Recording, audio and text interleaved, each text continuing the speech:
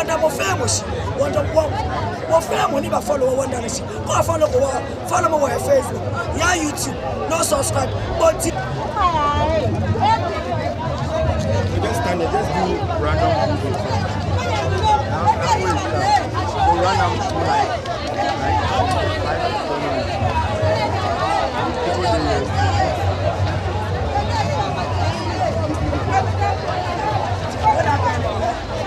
5 minutes. What say you can do? Yeah, next week by the what say you can do?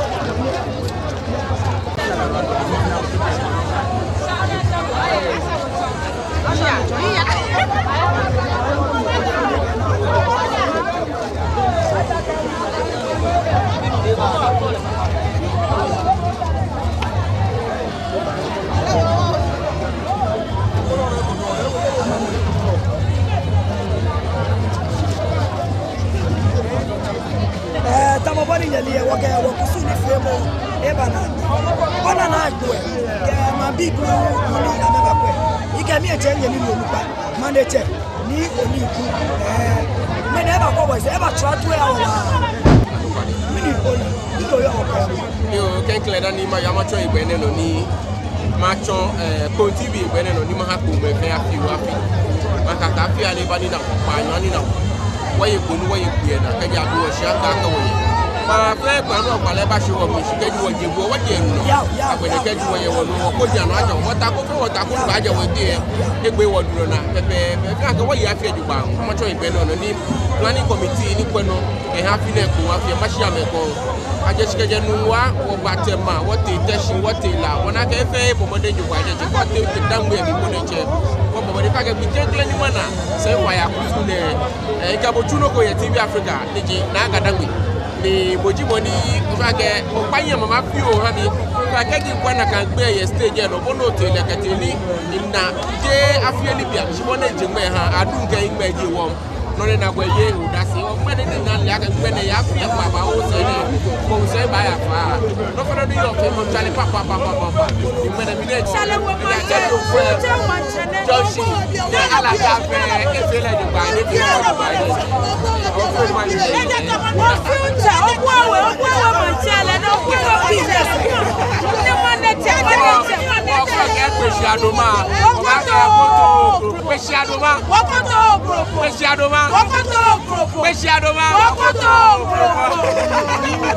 now one more manager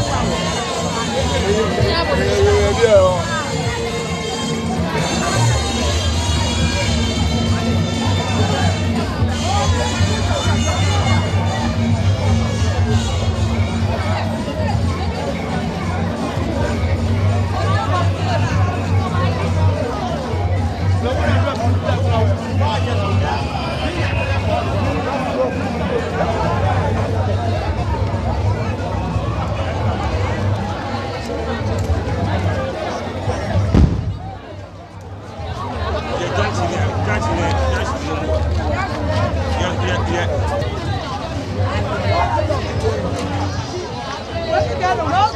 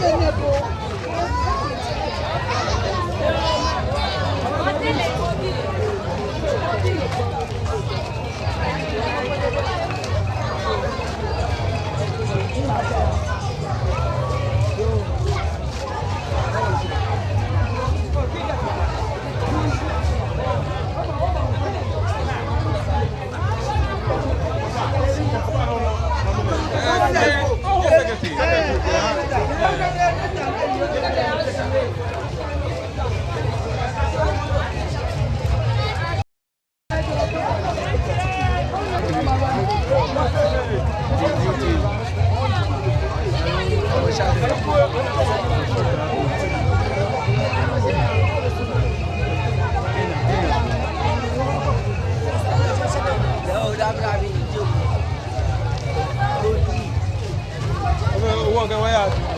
Beba no score.